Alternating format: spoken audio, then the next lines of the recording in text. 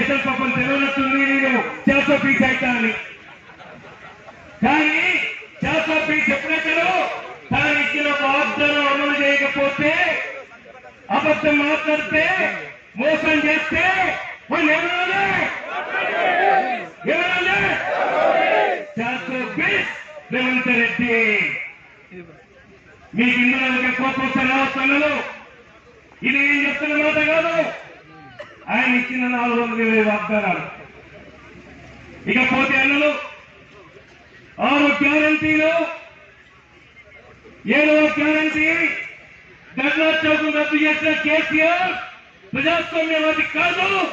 ఆ ప్రజాస్వామ్యానికి మేము కట్టుబడి ఉంటాం. 30 కేసులు మా మీద ఉన్నాయి. జైలు వేయడం అందరి క్లాసులంటుంటే రైతులకు జైలు వెళ్తున్నారు. ఈయన కూర్చున్న వాళ్ళే చక్రంపల్లి మోహమ్మద్ కావచ్చు. అందుకని అయ్యా రేవంత్ రెడ్డి గారు కేసులు ఎందుకు మాఫీ చేయలేదు? పైగా ఇప్పుడు కొత్తగా కేసులు పెడతామని ఎదురుస్తున్నది పోలీసులు. మరి ఏదో అడుగుతా ఉన్నా నిన్ను. అందుకని అన్నలు మనం పిచ్చగలం కాదు, రైతులు పిచ్చ వేసే గుణం ఉన్నదైతుందా అని చెప్పి అడుగుతా ఉన్నా. నిజమా కాదా? కళ్ళం కాడికి ఎవరైనా అడుక్కోవడానికి వస్తే దోషులు పడతామా, చేట పడతామా? చేట పట్టి వస్తాం. నిజమా కాదా? నిజమా కాదా? అలాంటి రైతులు అయ్యా నీ బాంధవు నీ కాలు మొత్తం నీ గంగం పెడతా, ఆ 2 లక్షలు ఏమని అడిగావా? నీ కుర్చీ కోసం, నువ్వు ముఖ్యమంత్రి కావాలని తపన కోసం నువ్వు హామీ ఇచ్చావు. వ్యవసాయ రంగానికి 1 లక్ష రూపాయలు రుణమాఫీ చేస్తానే పెద్దనే 37 లక్షల కుటుంబాలు ఒక్కసారి వేసిండు, ఇంకోసారి వేలే దించేసిన మనం. ఈయన లెక్క ప్రకారం 50 లక్షలు రావాలి బ్యాంక్ ఖాతాలు ఉన్న వాళ్ళు. కానీ ఇలా ఏం చెప్తున్నావు? 22 లక్షలేట.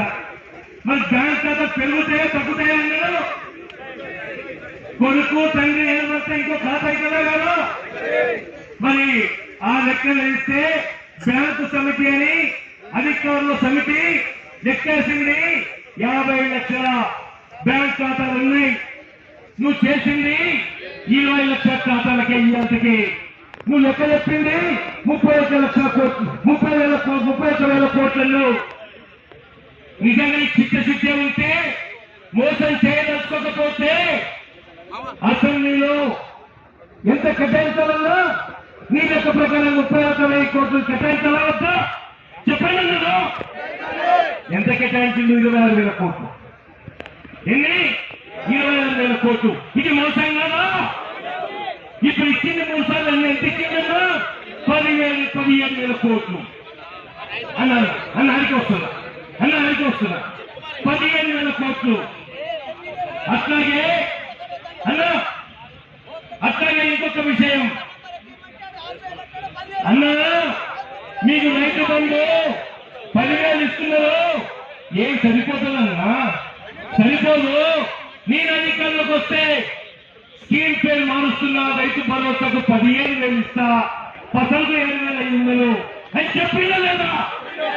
చెప్పలేదా? మరి మాట్లాడలేనే. మరి రైతు భరోసా అంటే రైతు పెట్టుబడి కలిపి ఇచ్చిందా కాదా? నా 480 వాగ్దానాలు అందులో ఉందా లేదా? దాన్ని చేసో తీసరా లేదా? రేవంత్ రెడ్డి ఏంటి?